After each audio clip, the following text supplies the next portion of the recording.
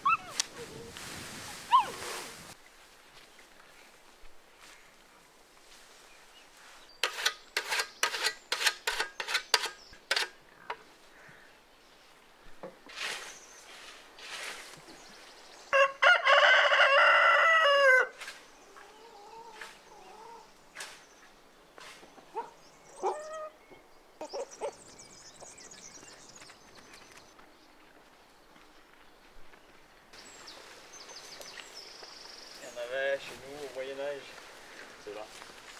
Ça s'est perdu et on en retrouve un peu dans les pays de l'Est maintenant, ou en Suisse. Ça rustique. Ça vit dehors toute l'année, ça grossit pas vite et ça mange vite.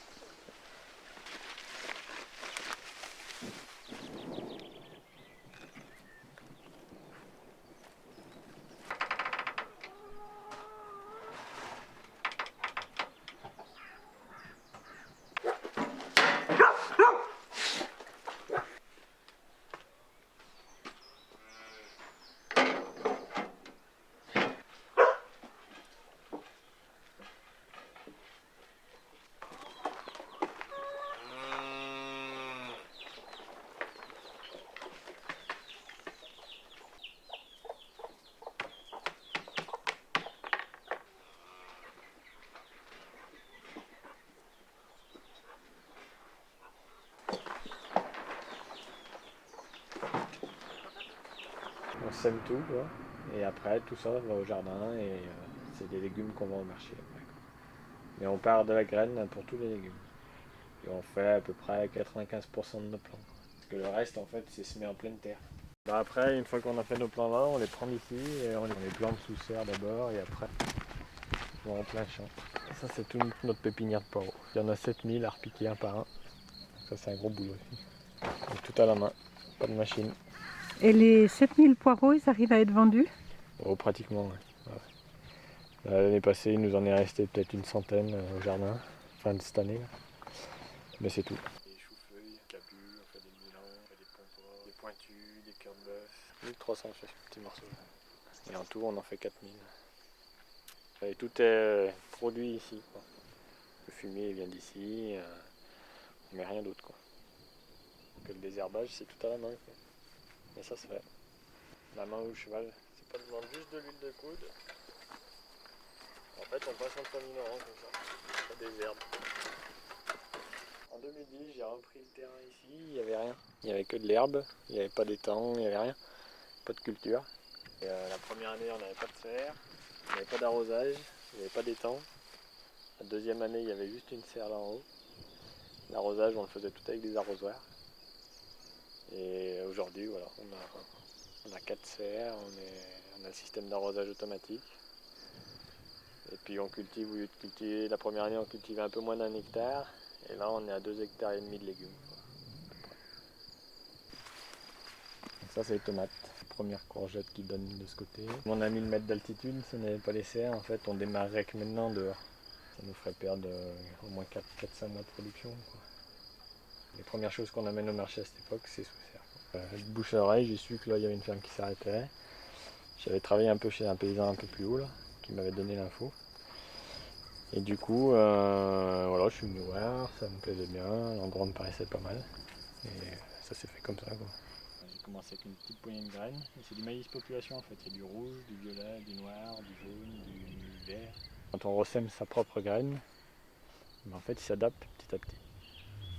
Donc si je ressème si admettons dans 10 ans j'ai encore la même semence, et ben, j'aurai un maïs vraiment adapté au lieu et qui supportera l'altitude, les changements de temps. Donc ça c'est important aussi. La semence c'est quand même très important. Ça a commencé par des terrains qui se sont vendus en dessous et qui sont magnifiques. C'est des anciennes terrasses. Ça se voyait pas quand on les a achetés parce que c'était tellement en friche qu'on voyait pas que c'était des terrasses.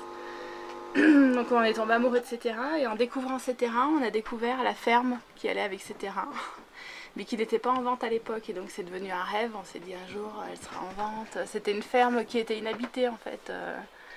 Et puis voilà, on a commencé à défricher ces terrains, on a acheté une pelleteuse, une petite mini-pelle pour défricher.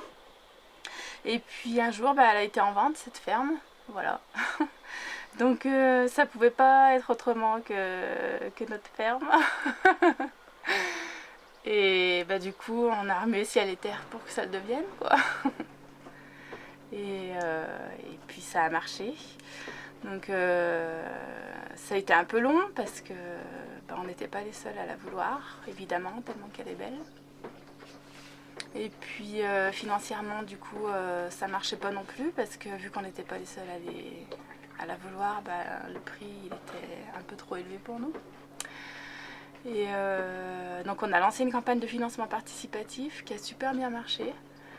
Voilà, autant autour de chez nous qu'en ville, de bouche à oreille un peu partout, à la map, dans le coin.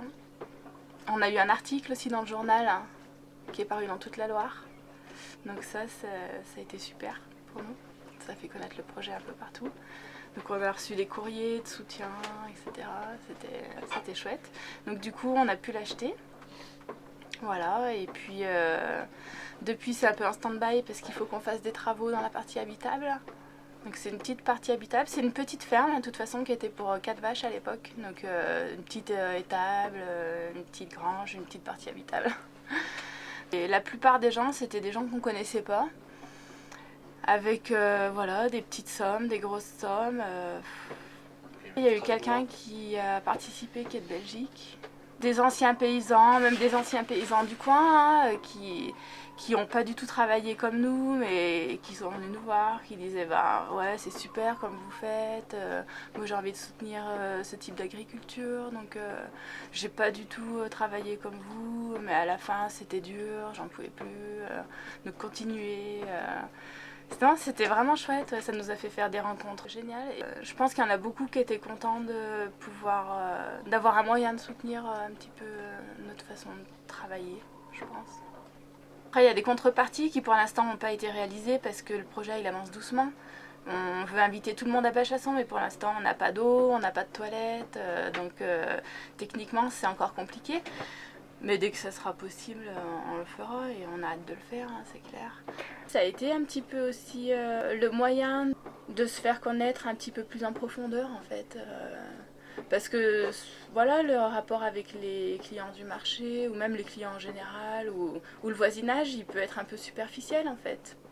Et là, ça nous a obligés à nous dévoiler en fait un peu plus. On s'est vraiment... Ouais, on s'est vraiment dévoilé avec cette campagne de financement participatif. Donc ça faisait bizarre, ça faisait un drôle d'effet, ça faisait un peu peur. Et puis en fait, c'était chouette parce que ça a permis même à des voisins de mieux nous connaître, on va dire.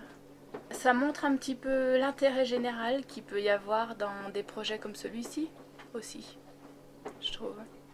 C'est un projet personnel, bien sûr, parce que c'est notre vie, c'est notre quotidien, c'est...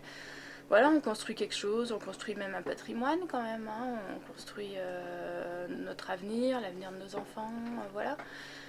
Donc c'est un projet personnel, mais c'est aussi pour l'intérêt général, je pense. Non, faut pas tirer les cheveux.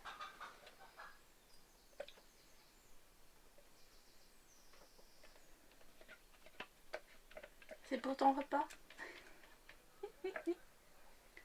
Léno, faut te lever.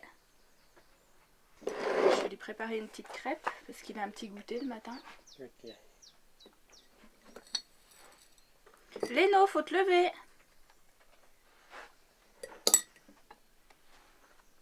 Comment elle s'appelle? Rosalie.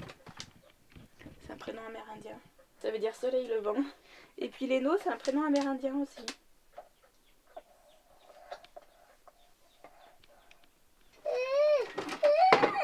Viens.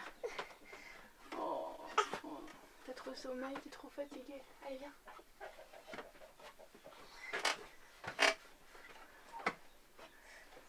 Bonjour Léno.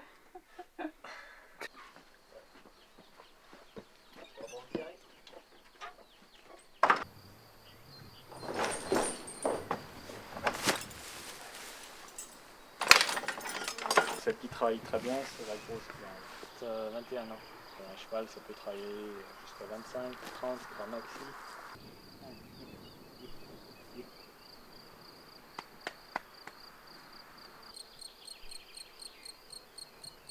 On a acheté celle-ci là, il y a 3 mois.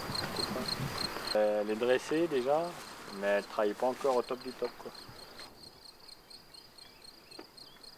Oh, là.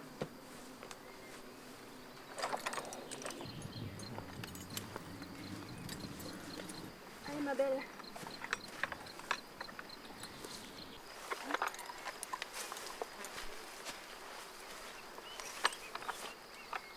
Recule, Lily. Recule. Recule.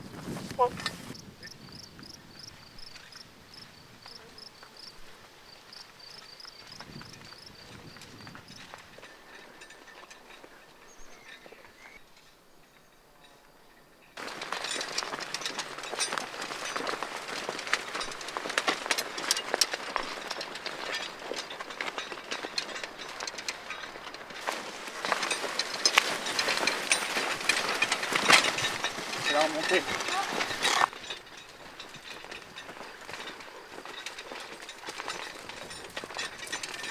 Oh. Voilà, il est sorti là. Ouais.